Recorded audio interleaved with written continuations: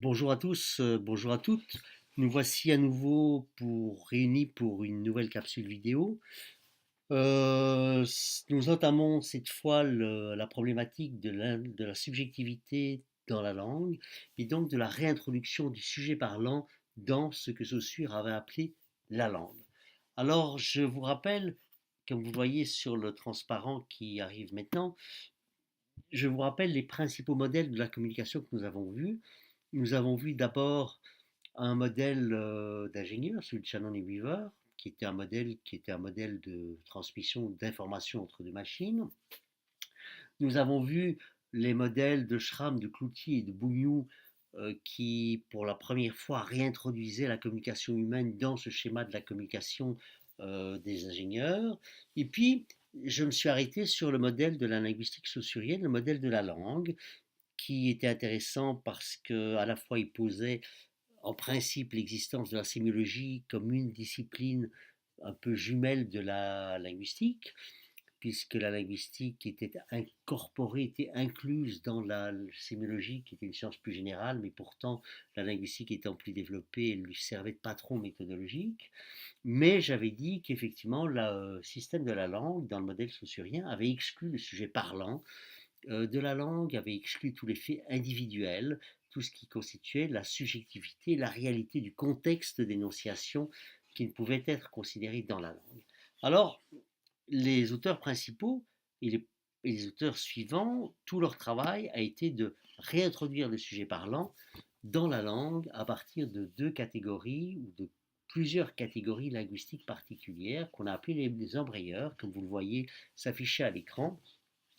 Ces deux auteurs repères sont principalement Jacobson en 1963 et puis Benveniste par ses travaux de 66 et de 1954. Qu'est-ce qu'il découvre? Il découvre qu'il y a dans la langue des mots particuliers qui n'ont pas vraiment de sens, qui n'ont pas de référent dans la réalité.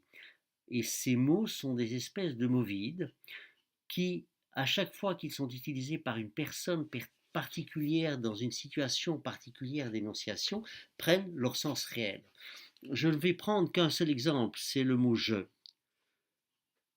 Quand Pierre dit je te parle, ou quand moi, Daniel Peraya, je vous dis je suis occupé à vous parler, je vous parle, je vous explique ce que sont les embrayeurs, ce je, c'est qui? Ce je, c'est moi, Daniel Peraya, en tant que personne concrète, qui, dans la situation d'énonciation, à travers la capsule, je vous parle à vous qui suivez cette capsule, dans cette situation d'énonciation, je, c'est moi, Daniel Peraya. Mais dans la langue, je n'est pas Daniel Peraya. Je est un mot grammatical, c'est un pronom personnel qui a pour fonction de désigner toute personne qui parle et qui dit je. Ça veut dire que Pierre peut dire je quand c'est lui qui parle. Madeleine peut dire je quand c'est elle qui parle. Fatou va dire je quand elle parle. Et donc, on a bien des mots qui sont à l'articulation entre la langue et l'énoncé, et d'autre part, la situation d'énonciation réelle, concrète, qui est celle de la parole et des faits de parole. Je est donc ce qu'on a appelé un embrayeur, c'est ce qui marque l'irruption de l'énonciation dans l'énoncé ou dans la langue. Dans la langue, je, c'est la personne qui parle. Dans la situation réelle, concrète, c'est chaque fois la personne qui, en train de parler, est habilitée à dire je. C'est la même chose pour le tu. Euh, Quand le tu désigne dans la langue la personne à qui l'on parle, mais en fait, tu peux être n'importe qui selon les situations d'énonciation que l'on rencontre.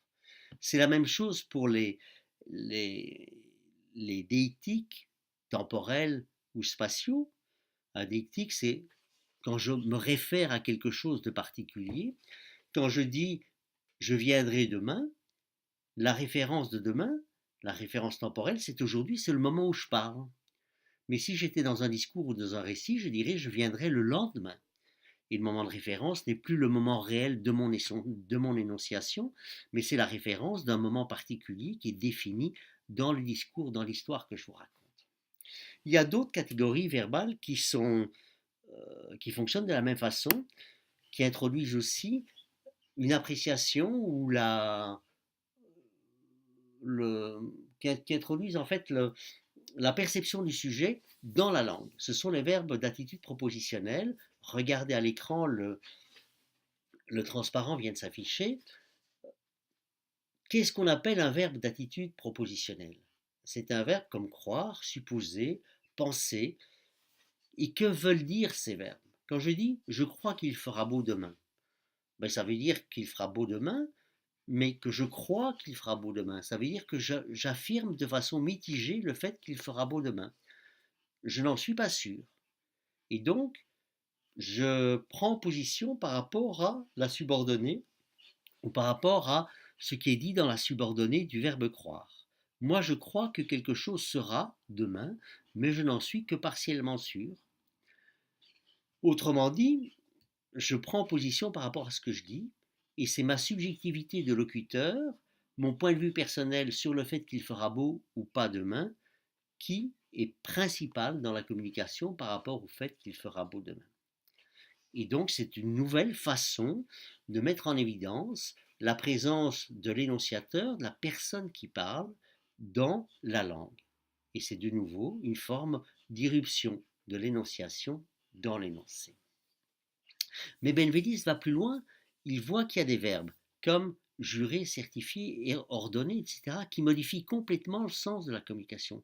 Quand je vous dis je te jure que ce document est vrai, ou je te jure que ce que je te raconte est vrai, est vraiment arrivé, le fait que je jure que c'est vrai rend la chose que je jure effectivement vraie. Autrement dit, par le fait de dire je jure que, ce qui est énoncé dans ma subordonnée devient effectivement quelque chose de vrai, parce que le fait d'avoir énoncé je jure que revient à accomplir l'acte de certifier l'authenticité de ce que j'ai juré. C'est ce qu'on appelle la performativité du langage, qui sera développée par Austin, par exemple, et nous le verrons un peu plus tard. Et c'est donc le fait que certains énoncés particuliers, dans certaines circonstances particulières, modifient complètement la situation et le statut de ce que je dis. Disant cela, je certifie que ce que je dis est vrai. Voilà, c'était l'essentiel de ce que je voulais vous dire dans cette capsule. Je vous remercie et à très bientôt.